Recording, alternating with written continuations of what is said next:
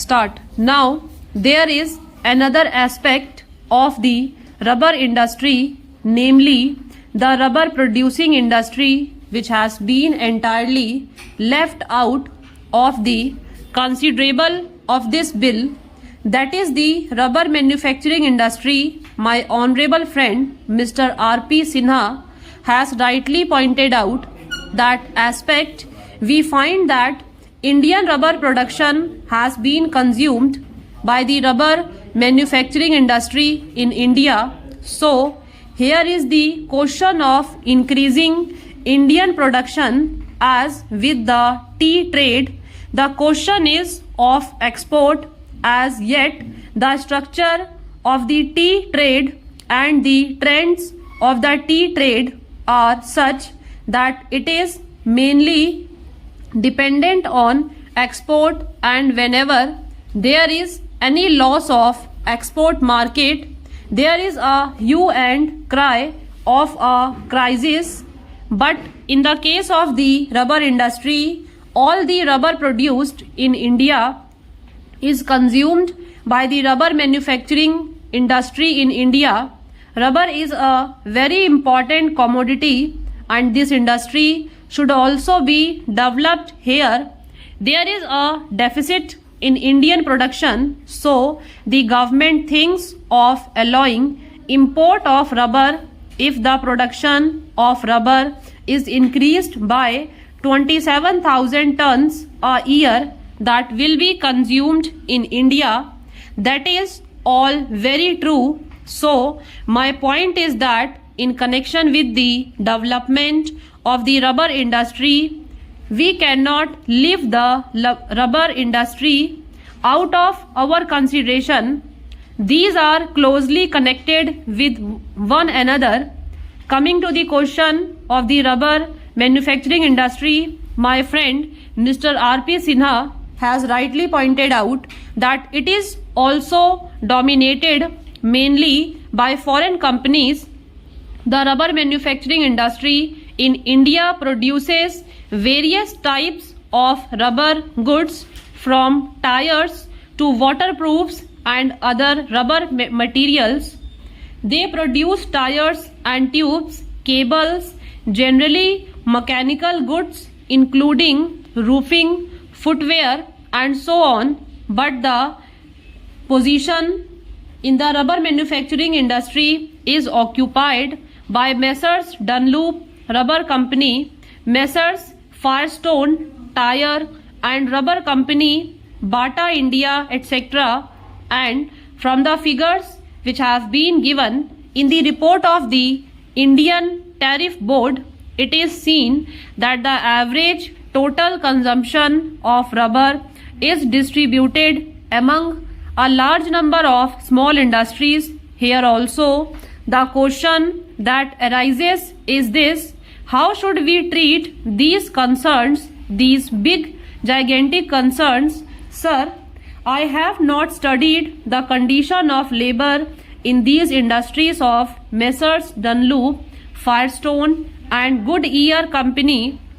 Therefore, just now I am not in a position to give you the picture of their condition, but the question is that from the price of rubber in India in relation to the world price of rubber, these people are mostly benefiting. It is true that prices cannot be fixed in such a way that the big concerns will pay one price for the rubber and the small concerns will pay another price for rubber.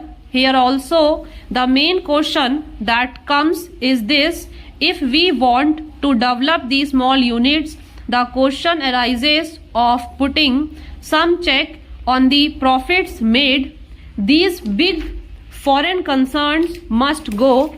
It is they who are taking all the advantage of the present position in India. About that aspect, I find that there has been no mention in the bill and there was no indication in the speech of the Honorable Minister for Commerce. Then lastly, I would like to say that here also the government has taken the power to appoint the chairman and is going to reconstitute the board, the same remarks which I made in connection with the chairman of the coffee board are valid here. If it is the intention of the government to break the domination of the foreign rubber growers or big rubber growers in the rubber board, I think it will be circulated to honorable members later on. Let there not be any foreign representation on the board. If the government is not prepared to accept that suggestion, then also it can take certain other minimum steps. It can increase the representation of small growers. It can increase the representation of labor. The representation of small growers has been increased by 1, but the representation of labor should be increased. I do not suggest the number now in this manner.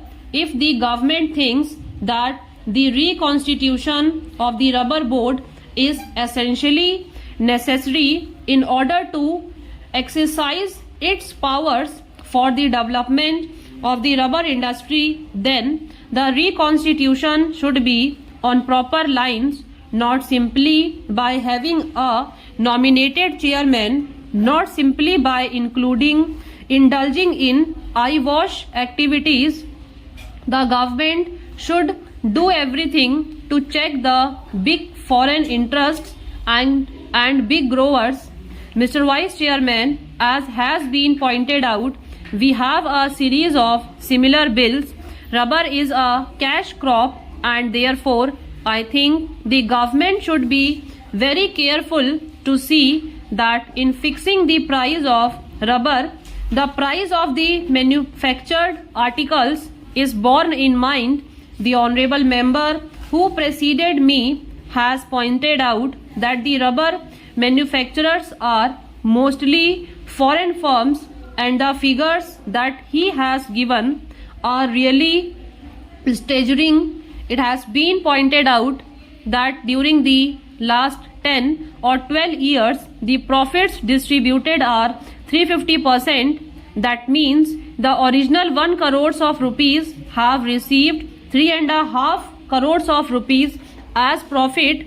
It has also been pointed out that 1 crore of rupees have become 2 crores of rupees by means of bonus shares, and the market price of the shares of 2 crores of rupees is nearly 7 crores of rupees. That means that the original 1 crore of rupees become 10 crores of rupees in our country. The foreigners are multiplying their profits, they are expanding their industries and getting a strong hold on our economy. The honorable members of this house give protection. They want Indian industries to develop, but the advantage of this protection is taken by the foreigners.